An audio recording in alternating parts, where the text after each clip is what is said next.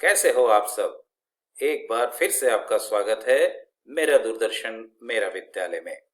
आशा करता हूँ आपको जो ये घर पर विद्यालय का अनुभव मिल रहा है आप उसे बहुत एंजॉय कर रहे होंगे और एंजॉयमेंट के साथ साथ आपकी पढ़ाई भी हो रही होगी। आप सभी ने अपना कॉपी और कलम तो ले ही लिया होगा।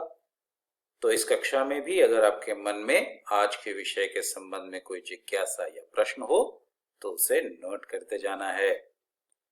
दोस्तों, आज के इस एपिसोड में हम कक्षा 11 के रसायन शास्त्र यानी केमिस्ट्री विषय के रसायन विज्ञान की कुछ मूल अवधारणाएं के बारे में जानेंगे और भौतिक यानी फिजिक्स के पाठ भौतिक जगत, मात्रक और मापन के संबंध में जानकारी प्राप्त करेंगे।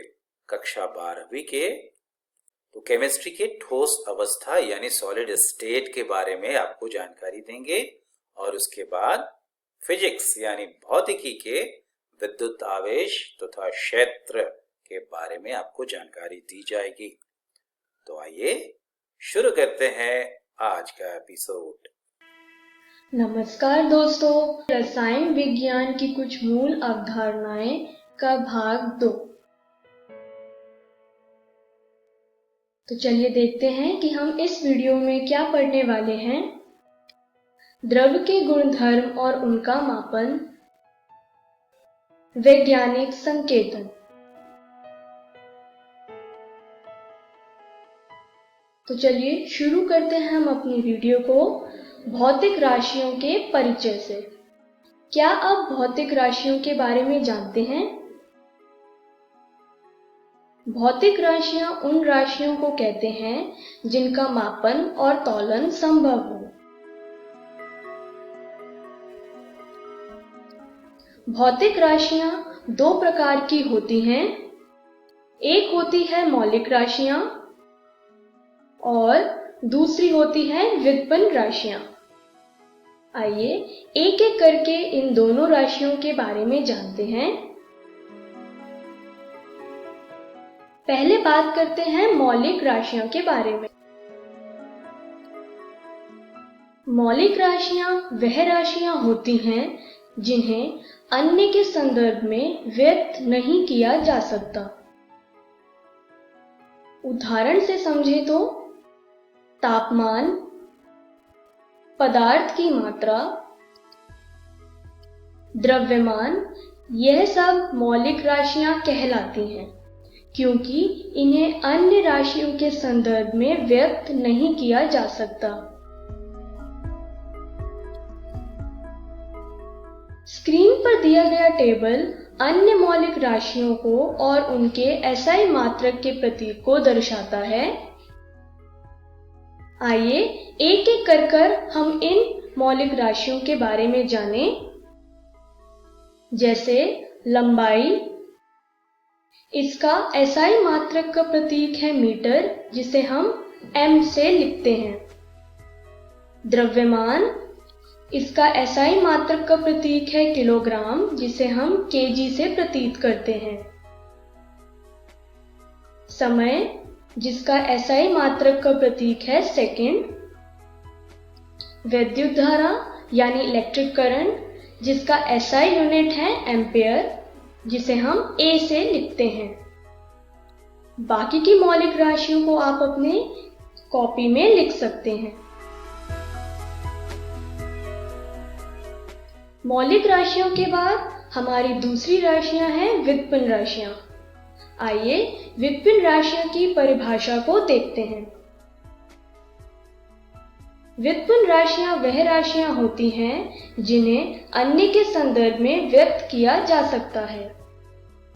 उदाहरण से समझे तो त्वरण यानी एक्सेलरेशन, क्षेत्र यानी एरिया, यह सारी व्युत्पन्न राशियां कहलाती हैं। स्क्रीन पर दिया गया टेबल अन्य व्युत्पन्न राशियों को दर्शाता है और उनके SI मात्रक का प्रतीक भी दर्शा रहा है। जैसे त्वरण, जिसका SI मात्रक का प्रतीक है मीटर पर सेकंड स्क्वायर, घनत्व यानी डेंसिटी, जिसका एसआई मात्रक का प्रतीक है किलोग्राम पर मीटर क्यूब। दाब यानी प्रेशर, जिसका एसआई यूनिट या एसआई मात्रक का प्रतीक है पास्कल। बाकी की व्युत्पन्न राशियां आप अपनी कॉपी में लिख सकते हैं।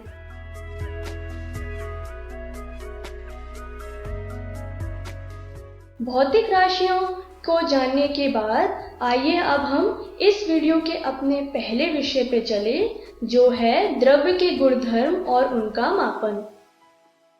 द्रव्य के गुणधर्मों को मापने की दो प्रक्रिया दी गई। पहली है अंग्रेजी पद्धति या इंग्लिश सिस्टम, दूसरी है मीट्रिक पद्धति या मीट्रिक सिस्टम। मीट्रिक पद्धति को अंग्रेजी पद्धति से ज्यादा सुविधाजनक माना गया, क्योंकि यह पद्धति दशमलव प्रणाली पर आधारित थी। मीट्रिक पद्धति 8वीं शताब्दी में फ्रांस में विकसित हुई थी।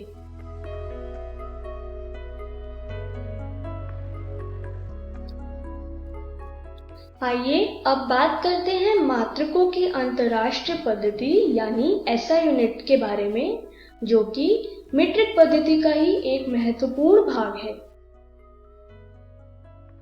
मात्रकों की अंतरराष्ट्रीय पद्धति यानी एसआई यूनिट एक आधुनिक प्रणाली है जो पुराने मीट्रिक सिस्टम पर आधारित है।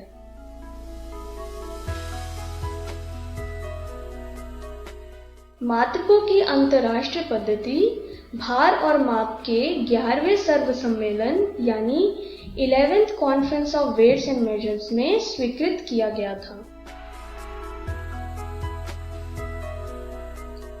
एसआई पद्धति में 7 आधार मात्रक है। आइए एक एक कर हम इन 7 आधार मात्रक के बारे में जानें। स्क्रीन पर दिया गया टेबल एसआई मात्रक के 7 आधार मात्रक को दर्शाता है, जैसे लंबाई, इसका एसआई यूनिट या एसआई मात्रक का प्रतीक है मीटर, जिसे हम एम से लिखते हैं। द्रव्यमान, इसकी एसआई यूनिट है किलोग्राम, जिसे हम केजी से लिखते हैं। समय यानी टाइम, इसका एसआई यूनिट या एसआई मात्रक का प्रतीक है सेकेंड।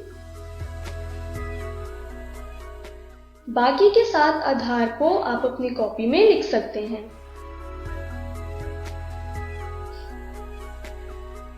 आइए अब बात करते हैं एसआई पद्धति में प्रयुक्त पूर्व लगन के बारे में। पूर्व लगन का उपयोग एसआई इकाइयों के दशमलव गुणांकों को बनाने में किया जाता है। कुछ पूर्व लगन के बारे में आइए जानते हैं, जैसे 10 की पावर -12 को हम पिको कहते हैं, 10 की पावर -3 को हम मिली कहते हैं, 10 की पावर -2 को हम सेंटी कहते हैं। उसी तरीके से 10 की पावर 12 को हम टेरा कहते हैं, 10 की पावर 3 को हम किलो कहते हैं और 10 की पावर 2 को हम हेक्टो कहते हैं। आइए अब हम अपने अगले विषय पे चले, जो है वैज्ञानिक संकेतन। वैज्ञानिक संकेतन एक गणितीय अभिव्यक्ति है जिसका उपयोग 1 और 10 के बीच दशमलव संख्या को 10 से गुणा करने के लिए किया जाता है, जिससे हम कम अंकों से बड़ी संख्या को लिख सकें। वैज्ञानिक संकेतन का एक महत्वपूर्ण भाग है सार्थक अंक। आइए अब हम सार्थक अंक को जानें। किसी राशि के मापन में प्रयुक्त वे अंक जो मापक यंत्र की यथार्थ के अंतर्गत उस राशि के मान को व्यक्त करते हैं, वह अंक सार्थक अंक कहलाते हैं। अनिश्चितता को व्यक्त करने के लिए पहले निश्चित अंक को अंतिम अंक के रूप में लिखा जाता है। आइए इसे एक उदाहरण से समझें। 11.2 ml एक संख्या है जिसमें 11 एक निश्चित अंक है और दशमलव के बाद की संख्या यानी 2 यहाँ पर एक अनिश्चित अंक है। ml यहाँ पर एक SI मात्रा है। सार्थक अंक को ज्ञात करने के लिए कुछ नियम दिए गए। आइए अब हम इन नियमों को एक एक कर जानते हैं। पहला नियम यह कहता है कि सभी गैर शून्य अंक सार्थक अंक होते हैं। आइए इसे एक उदाहरण से समझें। 285 में 3 सार्थक अंक हैं।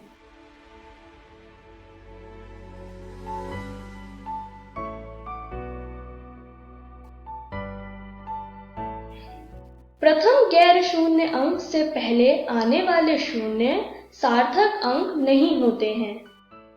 ऐसे शून्य केवल दशमलव की स्थिति को बनाते हैं। आइए इसे एक उदाहरण से समझें।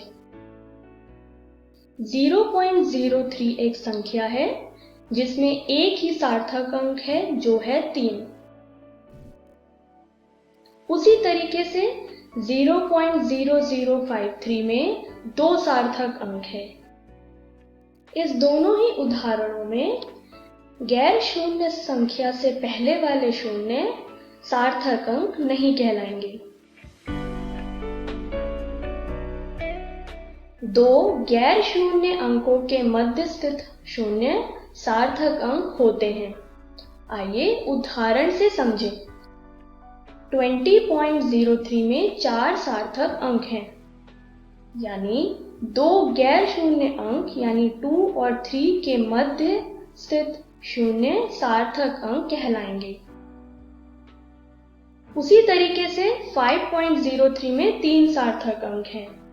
5 और 3 के मध्य शून्य भी एक सार्थक अंक कहलाता है। किसी अंक के दाईं ओर या अंत में आने वाले शून्य सार्थक अंक होते हैं, परंतु वह दशमलव के दाईं ओर स्थित होने चाहिए। आइए इस नियम को एक उदाहरण से समझें। 0.400 में 3 सार्थक अंक हैं, यानी 4 के बाद वाले शून्य भी सार्थक अंक कहलाएंगे। 100 में एक सार्थक अंक है क्योंकि इसमें दशमलव नहीं है और सिर्फ एक गैर शून्य अंक यानी 1 है जो कि सार्थक अंक हुआ। लेकिन 100.0 में 4 सार्थक अंक हैं। दशमलव के बाद वाले संख्या यानी शून्य यहाँ पर सार्थक अंक कहलाएगा। तो हमने इस वीडियो में क्या सीखा? हमने द्रव्य के गुणधर्म और उनके मापन के बारे में जाना। हमने वैज्ञानिक संकेतन के बारे में भी जाना। तो चलिए देखते हैं कि अगली वीडियो में हम क्या पढ़ने वाले हैं। अगली वीडियो में हम सार्थक अंक का गणितीय संचालन के बारे में जानेंगे। हम विमीय विश्लेषण के बारे में भी जानेंगे। Thank you.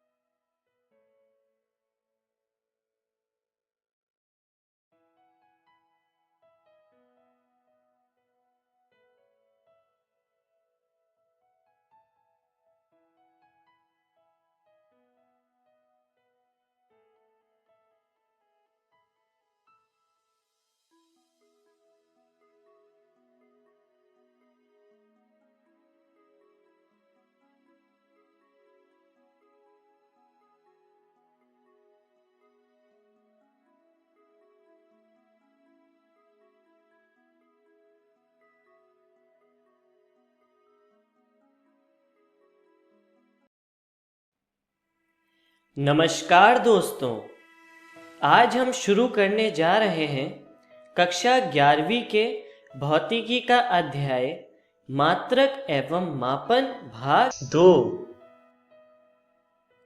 तो वीडियो शुरू करने से पहले आइए एक बार नज़र डालते हैं कि आज की वीडियो में हम क्या क्या पढ़ने वाले हैं। तो हम शुरू करेंगे मात्रक एवं मापन के परिचय से।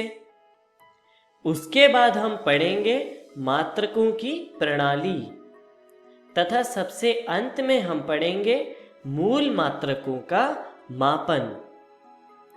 तो चलिए शुरू करते हैं परिचय से।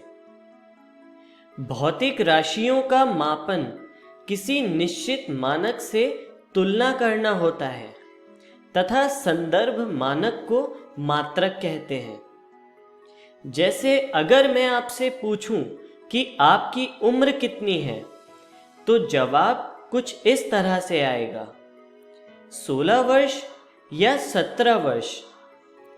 अब इसको बताई हुई परिभाषा से समझने का प्रयास करते हैं। उदाहरण के रूप में मानते हैं कि आपकी आयु 16 वर्ष है। अब इसमें वर्ष क्या है? वर्ष वह समय अंतराल है जो पृथ्वी सूर्य का एक संपूर्ण चक्कर लगाने में लेती है। अर्थात हम अपनी उम्र को पृथ्वी की कक्षा के समय अंतराल से तुलना करके बताते हैं।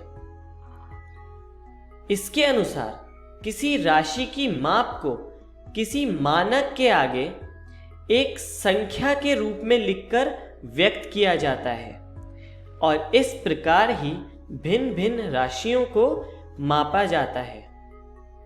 जैसा कि आपको बताया कि मापन के लिए एक निश्चित मानक से तुलना करते हैं, इस वजह से पूरी दुनिया में एक राशि के मापन के भिन्न भिन्न मानक बन गए और इसलिए मात्रकों की अलग अलग प्रणालियां बन गईं।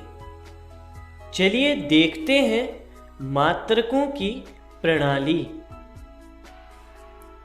यह प्रणाली इस तरह से है, जिसमें है CGS, FPS, MKS तथा SI।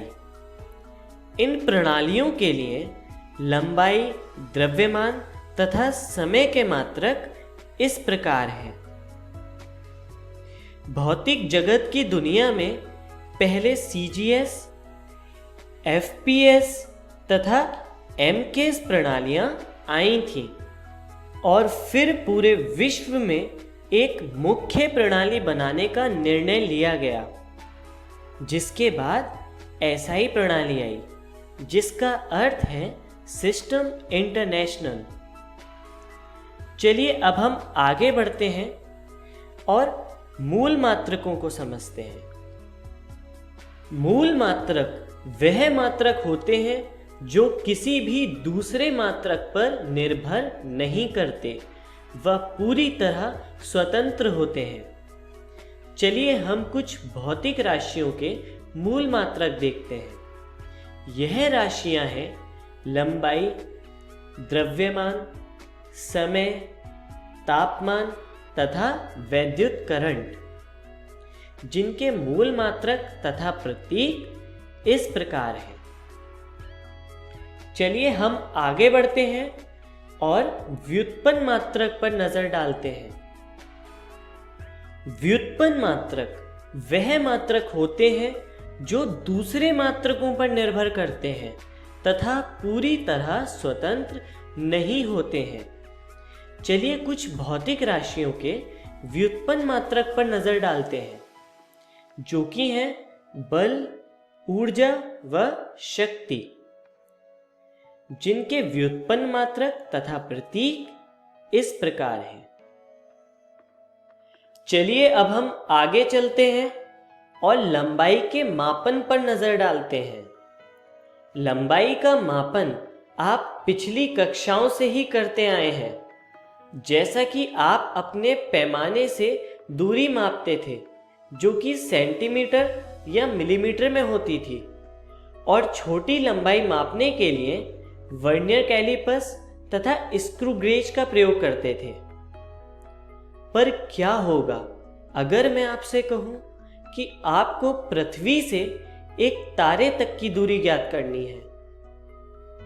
तब यह दूरी आप किसी साधारण पैमाने से ज्ञात नहीं कर सकते।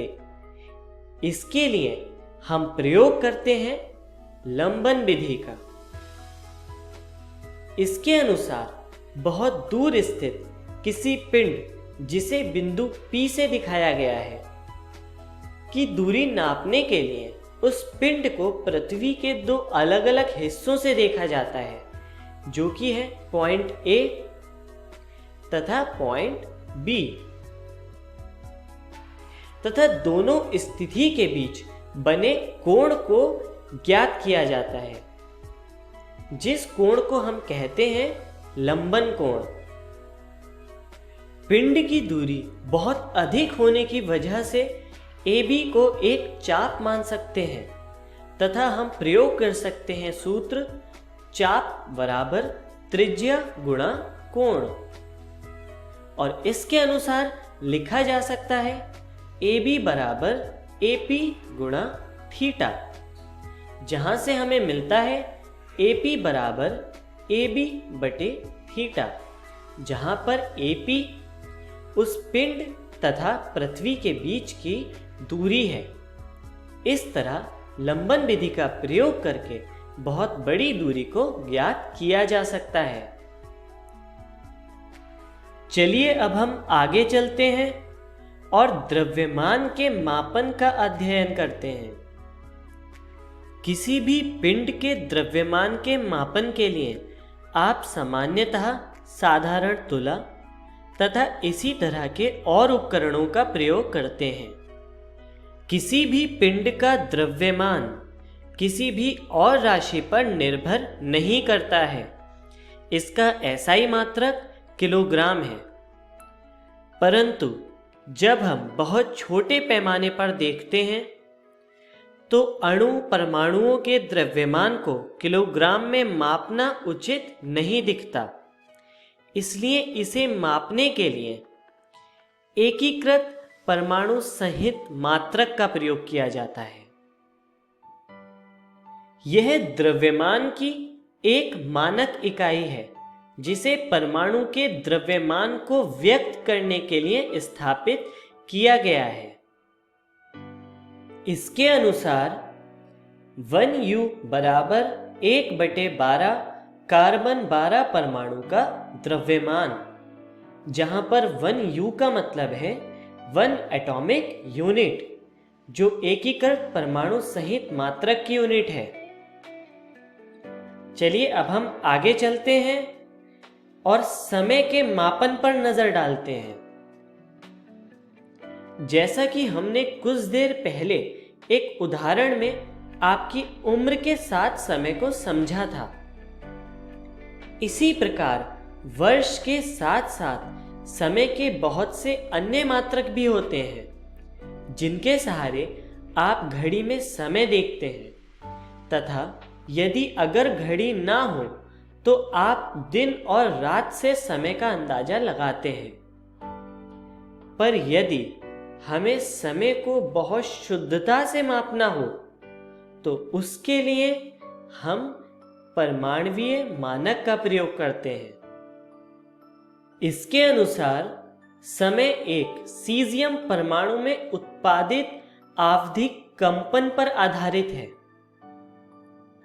मतलब एक सीजियम परमाणु कंपन करने में जितना समय लेता है, उस समय की तुलना से इस मानक का निर्माण किया गया है।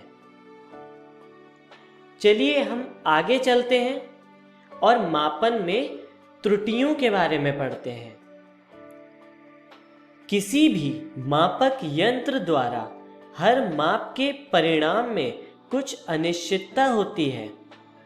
इस अनिश्चितता को त्रुटि कहा जाता है।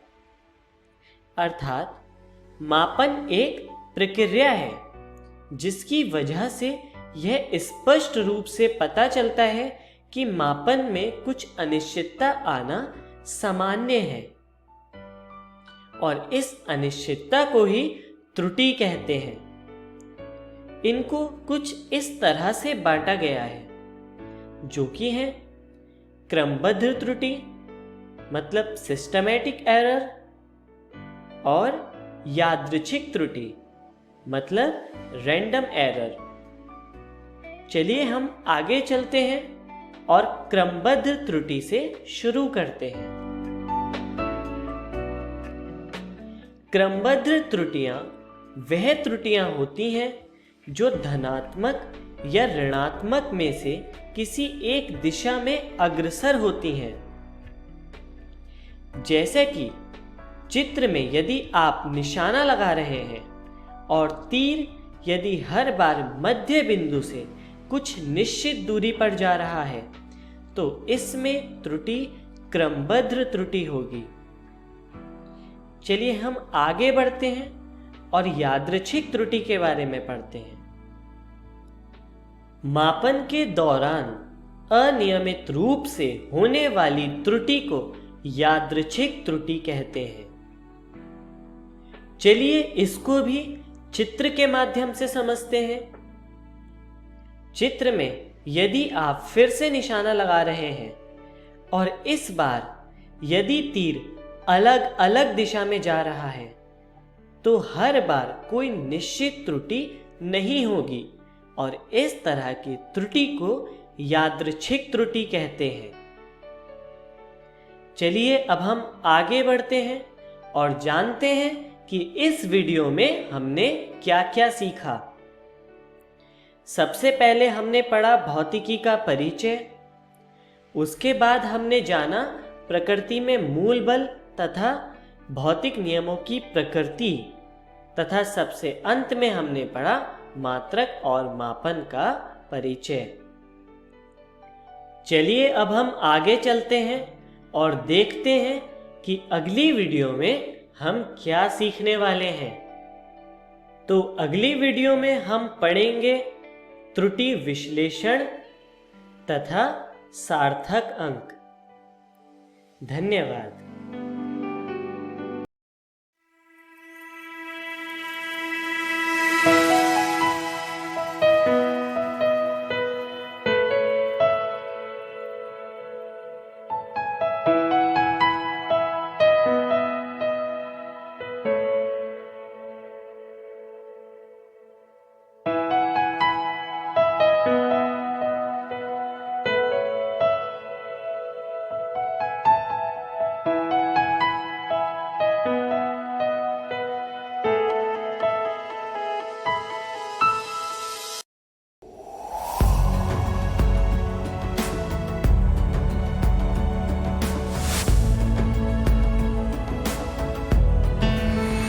हेलो इंडिया, नमस्कार। पेरेंट्स के लिए बच्चों को अवार्ड्स मिलने की खुशी सबसे अधिक होती है, और अगर ये अवार्ड्स ऐसे आइडिया इनोवेशन के लिए मिले जो दूसरों की जिंदगी को आसान बना दे, तो ये और भी बढ़ जाती है। देश भर के हजारों बच्चे विज्ञान पर आधारित अपने आइडिया इनोवेशन के लिए पहचान और सम्मान पा रहे हैं और नए भारत के निर्माण का हिस्सा बन रहे हैं। आप भी 6ठी से 10वीं कक्षा में पढ़ रहे अपने बच्चों को DST और NIF द्वारा आयोजित इंस्पायर अवार्ड्स मानक में भाग लेने के लिए प्रेरित करें। अधिक जानकारी के लिए गूगल करें इंस्पायर अवार्ड्स मानक।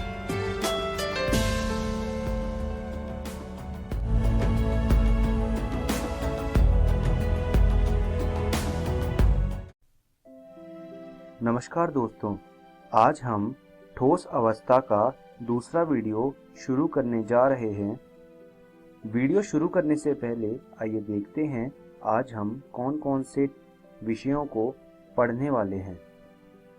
सबसे पहले हम एकक कोशिकाओं में अवयवी कणों की संख्या के बारे में पढ़ेंगे।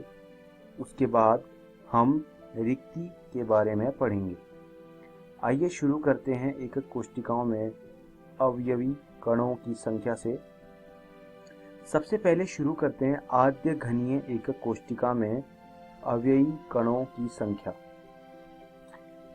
आद्य घनीय एकक कोशिका वो कोशिका होती है जिसमें घनीय के 8 कोनों में एक एक परमाणु लगा होता है। जो घनीय के एक कोने में जो एक परमाणु होता है उसका सिर्फ 1/8 हिस्सा ही घनीय के अंदर आता है और बचा हुआ हिस्सा घनीय के बाहर आता है। तो 1/8 को हम गुणा करेंगे 8 से और हमारा जो उत्तर आएगा वो 1 आएगा। तो यहाँ से हम ये कह सकते हैं कि आद्य घनीय एकक कोशिका में जो कुल परमाणु होते हैं वो 1 होता है। अब बात करते हैं अंतः केंद्रित घनीय एकक कोशिका के बारे में।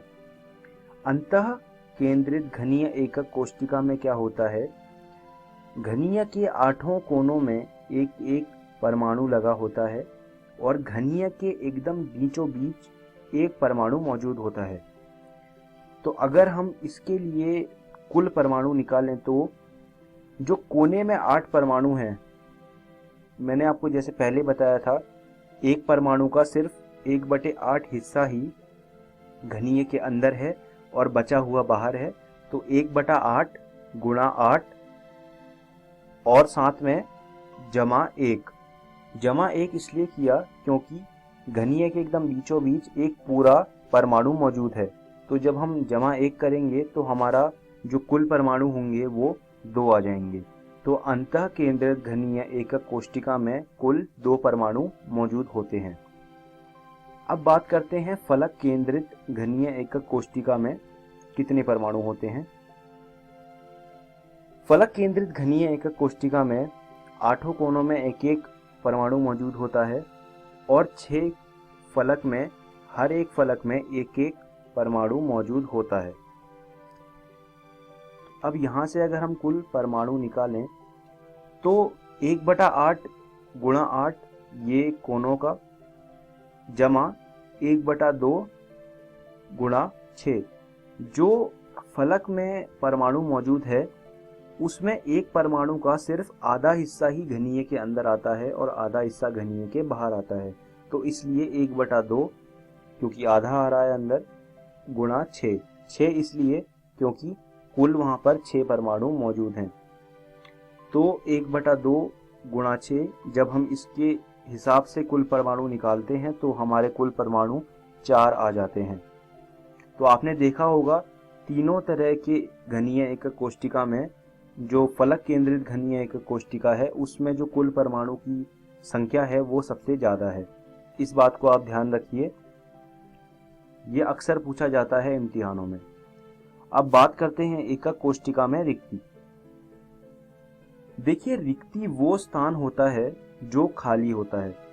किसी भी एकक कोशिका में कुछ स्थान वो होता है जो परमाणु से भरा होता है, साथ ही साथ कुछ स्थान ऐसे भी होते हैं जो खाली होते हैं। तो खाली स्थानों को हम रिक्ति कहते हैं। अब रिक्ति के 2 प्रकार होते हैं। जो पहला प्रकार होता है उसे कहते हैं चतुष्फलकीय रिक्ति और जो दूसरा प्रकार होता है वो अष्टफलकीय रिक्ति। आइए एक एक करके जानते हैं कि ये क्या होती हैं। चतुष्फलकीय रिक्ति, जैसा कि आप नाम से ही देख पा रहे हैं कि चतुष्फलकीय मतलब 4 परमाणुओं से घिरी हुई। तो चतुष्फलकीय रिक्ति वो रिक्ति होती है जो 4 परमाणु से घिरी होती है। जैसा आप चित्र में देख पा रहे हैं कि 4 परमाणु हैं 4 कोनों में और बीच में जो है एक रिक्ति बन रही है। तो इस तरह की जो रिक्तियां होती हैं इन्हें चतुष्फलकीय रिक्ति कहा जाता है। अब बात करते हैं अष्टफलकीय रिक्ति के बारे में। जब 6 परमाणुओं के बीच में एक खाली स्थान छूट जाता है उसे अष्टफलकीय रिक्ति कहते हैं, या फिर इसे अन्य शब्दों में हम ये भी कह सकते हैं कि यह रिक्ति, अष्टफलकीय रिक्ति, वह रिक्ति होती है जो 6 परमाणुओं से घिरी होती है। चतुष्फलकीय रिक्ति और अष्टफलकीय रिक्ति बहुत ही महत्वपूर्ण चीज़ें हैं इस पूरे अध्याय में, तो आप इन 2 चीज़ों को अच्छे से पढ़ के जाइएगा। अब बात करते हैं रिक्ति की संख्या। तो जैसे चतुष्फलकीय रिक्ति और अष्टफलकीय रिक्तियां होती हैं, तो हम उनकी संख्या भी निकाल सकते हैं। उनकी संख्या निकालने का एक बहुत ही आसान सा तरीका है जो आज मैं आपको बताने जा रहा हूँ। चतुष्फलकीय रिक्तियों की संख्या जो है वो एकक कोष्टिका में कुल परमाणु की संख्या की दुगनी होती है। मतलब जैसे किसी एकक कोष्टिका में कुल परमाणु 4 हैं, तो उसमें जो चतुष्फलकीय रिक्तियां होंगी वो 8 होंगी, वो दुगनी हो जाएंगी कुल परमाणु की संख्या के। वहीं अगर बात करें कि अष्टफलकीय रिक्तियां, तो अष्टफलकीय रिक्ति की संख्या एकक कोष्टिका में कुल परमाणु की संख्या के बराबर होती है। हम वही उदाहरण लेते हैं कि एक जो एकक कोष्टिका है उसमें 4 परमाणु हैं कुल, तो उसमें कितनी अष्टफलकीय रिक्तियां होंगी? तो उसमें जो अष्टफलकीय रिक्तियां होंगी वो 4 ही होंगी। तो अब हम अपनी वीडियो के अंत की तरफ बढ़ रहे हैं, तो आइए जानते हैं कि आज की इस वीडियो में हमने क्या क्या चीज़ें सीखी। सबसे पहले हमने पढ़ा एकक कोष्टिकाओं में अवयवी कणों की संख्या के बारे में। फिर उसके बाद हमने रिक्ति के बारे में पढ़ा, और मैं आपको ये सुझाव देना चाहता हूँ कि जो भी चीज़ें मैंने आपको आज पढ़ाई हैं, ये आप रसायन विज्ञान की जो NCERT है भाग 1, उससे आप ये चीज़ें दोबारा घर जाके पढ़िएगा और कुछ प्रश्न भी करके आइएगा अगली क्लास में जब आप आएंगे। तो अब देखते हैं कि अगली वीडियो में हम क्या क्या पढ़ने वाले हैं। तो अगली वीडियो में हम सबसे पहले संकुलन क्षमता के बारे में पढ़ेंगे, उसके बाद हम ठोसों में अपूर्णताएं के बारे में पढ़ेंगे। तो धन्यवाद दोस्तों।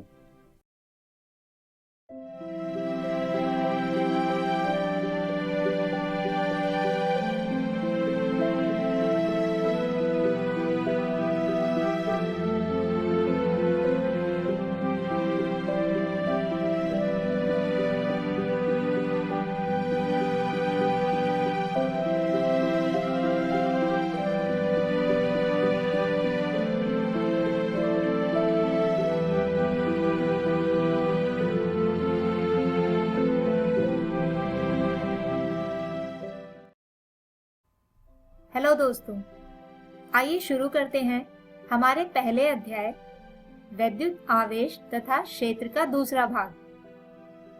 दोस्तों, कल के पाठ में हमने जाना था वैद्युत आवेश के बारे में, जिसके बाद आज हम जानेंगे इन्हीं वैद्युत आवेश के मूल गुणों को। तो चलिए शुरू करते हैं।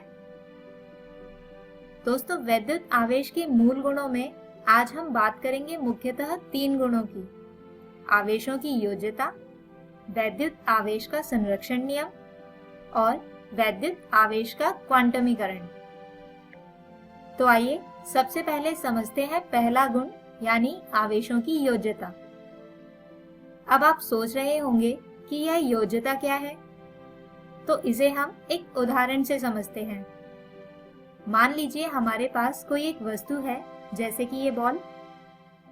अब मान लीजिए कि इस बॉल पर कुल 4 आवेश Q1, Q2, Q3 तथा Q4 उपस्थित हैं, और मान लीजिए कि इस वस्तु यानी बॉल पर कुल आवेश को बड़े Q से दर्शाया जाता है। तो यह कुल आवेश यानी Q वस्तु पर उपस्थित सभी आवेशों का योग होगा। मतलब Q बराबर Q1 जमा Q2 जमा Q3 जमा Q4। अब मान लीजिए कि Q1 5 कूलम, Q2 1 कूलम तथा Q3 और Q4 ऋणात्मक 3 तथा ऋणात्मक 2 कूलम है। तो आवेशों की योज्यता नियम के अनुसार कुल आवेश Q बराबर होगा 5 जमा 1 घटा 3 घटा 2 के, जिसे हल करने पर Q आता है धनात्मक 1 कूलम के। यानी आवेशों की योज्यता का अर्थ है किसी वस्तु पर कुल आवेश वस्तु पर उपस्थित आवेशों का उनके चिन्ह के अनुसार योग होना। चलिए अब बात करते हैं आवेशों के दूसरे मूल गुण यानी वैद्युत आवेश का संरक्षण नियम। इसे समझते हैं। मान लीजिए हमारे पास दो छड़ हैं, जिसमें से किसी एक छड़ पर कुछ आवेश उपस्थित है और यह दोनों ही छड़ मिलकर बनाती हैं एक निकाय यानी सिस्टम। तो हम देख सकते हैं कि इस निकाय का कुल आवेश है 3 कूलम। अब मान लीजिए कि यह आवेश किसी कारण एक छड़ से दूसरी छड़ पर स्थानांतरित हो जाता है और जैसा कि हमने पहले ही कहा था कि पूरा निकाय इन दोनों छड़ों को मिलाकर बनता है। तो अब अगर आप देखें तो इस निकाय के कुल आवेश जो स्थानांतरण से पहले 3 कूलम था, आवेशों के स्थानांतरण के बाद भी 3 कूलम ही है। यानी इस पूरी क्रिया में दूसरी छड़ आवेशित भी हो गई, किंतु निकाय का कुल आवेश उतना ही रहा। यानी किसी भी निकाय का कुल आवेश संरक्षित रहता है, अर्थात आवेश को न तो बनाया जा सकता है और न ही नष्ट किया जा सकता है। इसे केवल एक वस्तु से दूसरी वस्तु पर स्थानांतरित किया जा सकता है। चलिए आगे बढ़ते हैं और समझते हैं आवेशों का तीसरा मूल गुण, जो है आवेशों का क्वांटमीकरण। दोस्तों, इसे समझने से पहले हम जरा अपने दिमाग पर जोर डालकर यह याद कर लेते हैं कि किसी वस्तु को आवेशित किस किस प्रकार से किया जा सकता था। तो अगर आपको हमारा पिछला वीडियो याद होगा तो आप आसानी से बता सकते हैं कि किसी वस्तु को आवेशित करने की कुल 3 विधियां हैं: संपर्क द्वारा आवेशन, घर्षण द्वारा आवेशन और प्रेरण द्वारा आवेशन, जिसे हमने हमारे पिछले वीडियो में बताया था। अब आप सोच रहे होंगे कि मैंने आपको इन्हें याद करने को क्यों कहा। तो दोस्तों, इन तीनों ही विधियों में आवेश का स्थानांतरण होता है और जैसा कि हम जानते हैं कि वस्तु में आवेश का वाहक होता है इलेक्ट्रॉन, तो यकीनन स्थानांतरण के समय एक पूरा इलेक्ट्रॉन ही एक से दूसरी वस्तु पर चला जाता है, न कि कोई आधा अधूरा इलेक्ट्रॉन। और दोस्तों, जैसा कि हम जानते ही हैं कि एक इलेक्ट्रॉन पर कुल आवेश होता है 1.6 गुणा 10 की घात ऋणात्मक 19 कूलम।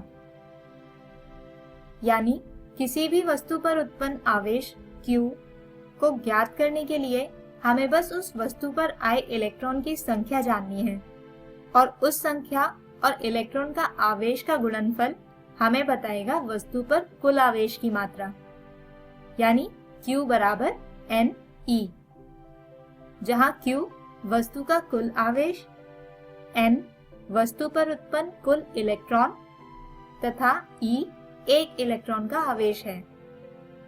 और दोस्तों, यही कहलाता है आवेश का क्वांटमीकरण, जिसके अनुसार कुल आवेश एक इलेक्ट्रॉन के आवेश का किसी वास्तविक पूर्ण संख्या का गुणज होता है। चलिए अब इसी नियम पर आधारित एक प्रश्न समझते हैं। एक प्लास्टिक की छड़ को ऊन से रगड़ने पर उसमें ऋणात्मक 8 गुणा 10 की घात ऋणात्मक 7 कूलम आवेश उत्पन्न होता है। ऊन से प्लास्टिक की छड़ पर स्थानांतरित होने वाले इलेक्ट्रॉन की संख्या क्या होगी? तो दोस्तों, जैसा कि प्रश्न में दिया गया है कि छड़ को ऊन से रगड़ने पर कुल आवेश यानी Q उत्पन्न होता है, जो बराबर है ऋणात्मक 8 गुणा 10 की घात ऋणात्मक 7 कूलम के। अब वैद्युत आवेश के क्वांटमीकरण द्वारा हम लिख सकते हैं कि Q बराबर है NE के। और दोस्तों, क्योंकि हमें निकालना है N यानी इलेक्ट्रॉन की संख्या, तो वो बराबर होगी Q बटे E के। चलिए अब इस समीकरण में हम Q तथा E का मान रख देते हैं और इसे हल करते हैं। तो इसे हल करने पर N बराबर आता है 5 गुणा 10 की घात 12 के, यानी कुल इलेक्ट्रॉन 5 गुणा 10 की घात 12 होंगे। तो दोस्तों, हमारे आज के इस वीडियो में हमने वैद्युत आवेश के 3 मूल गुण जाने, जो थे आवेशों की योज्यता, वैद्युत आवेश का संरक्षण नियम और वैद्युत आवेश का क्वांटमीकरण। तो दोस्तों, हम आशा करते हैं कि आज का यह वीडियो आपको समझ आया होगा। दोस्तों, कल के वीडियो में हम जानेंगे आवेशों के बीच लगने वाले बल और कूलाम नियम के बारे में।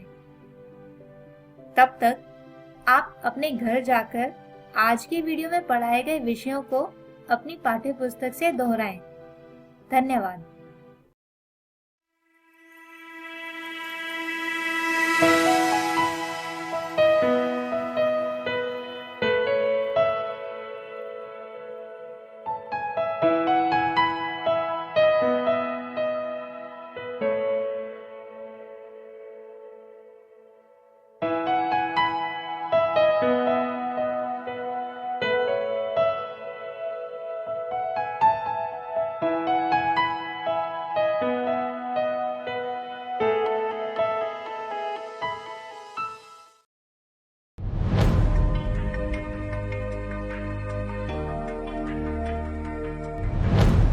साइंस, टेक्नोलॉजी और इनोवेशन।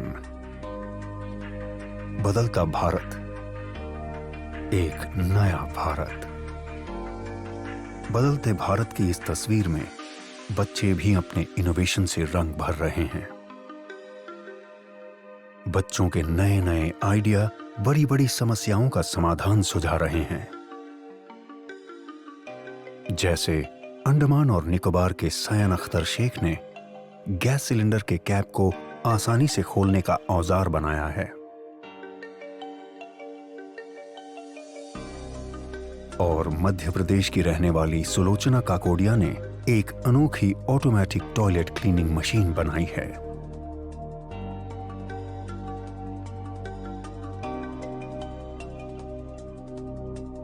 भारत सरकार का विज्ञान एवं प्रौद्योगिकी विभाग DST और राष्ट्रीय नव प्रवर्तन प्रतिष्ठान भारत NIF ऐसे ही लाखों नन्हे इनोवेटर्स को देश भर से ढूंढने का प्रयास कर रहे हैं। और इस अभिनव प्रयास का माध्यम है इंस्पायर अवार्ड्स मानक।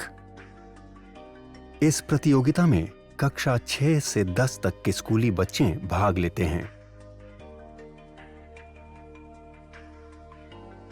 जिसमें सबसे पहले स्कूलों में प्राध्यापक द्वारा आइडिया प्रतियोगिता आयोजित की जाती है। इसके जरिए बच्चों के बेस्ट 2 से 3 आइडिया का चयन किया जाता है, जिसका नामांकन इंस्पायर अवार्ड्स मानक के वेब पोर्टल पर स्कूल द्वारा किया जाता है।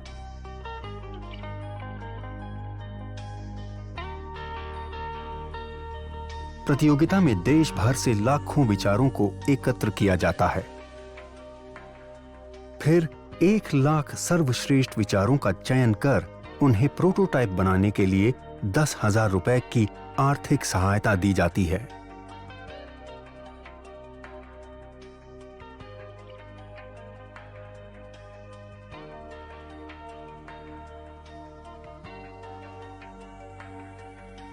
और बच्चों को जिला स्तरीय प्रतियोगिता में भाग लेने का अवसर मिलता है।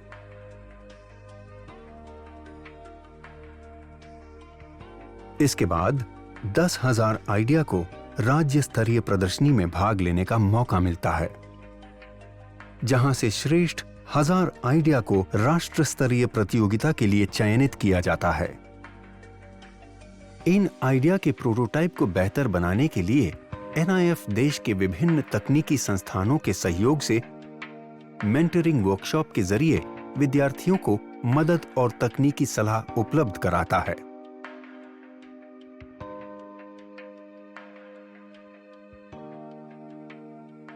राष्ट्रीय स्तर की प्रदर्शनी में श्रेष्ठतम 60 को राष्ट्रीय पुरस्कार के लिए चयनित किया जाता है। NIF चयनित सभी 60 प्रोटोटाइप की उपयोगिता, व्यावसायिकता की संभावनाओं की जांच कर उसे DST और अपनी अन्य योजनाओं से जोड़ने का प्रयास करता है।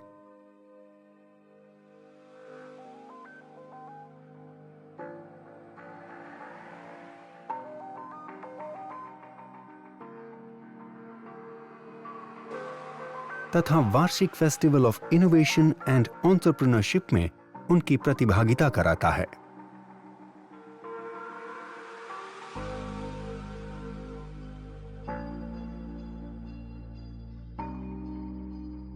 अधिक जानकारी के लिए www.inspireawards-dst.gov.in पर जाएं।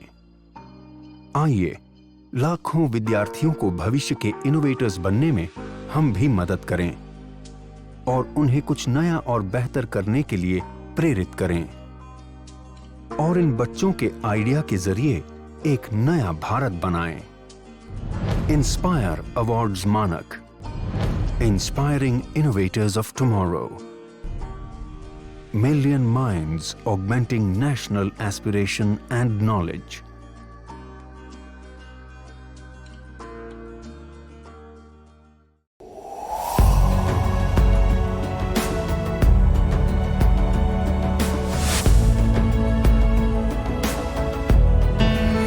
हेलो इंडिया, नमस्कार। पेरेंट्स के लिए बच्चों को अवार्ड्स मिलने की खुशी सबसे अधिक होती है और अगर ये अवार्ड्स ऐसे आइडिया इनोवेशन के लिए मिले जो दूसरों की जिंदगी को आसान बना दे तो ये और भी बढ़ जाती है। देश भर के हजारों बच्चे विज्ञान पर आधारित अपने आइडिया इनोवेशन के लिए पहचान और सम्मान पा रहे हैं और नए भारत के निर्माण का हिस्सा बन रहे हैं।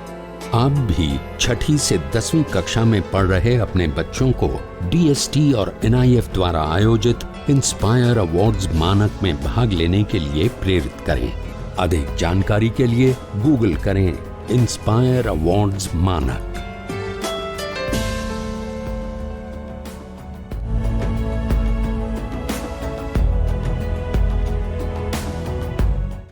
आशा करता हूं कि आज के एपिसोड में जो भी पाठ आपको पढ़ाया गया हो आप उसे अच्छे से समझ पाए होंगे।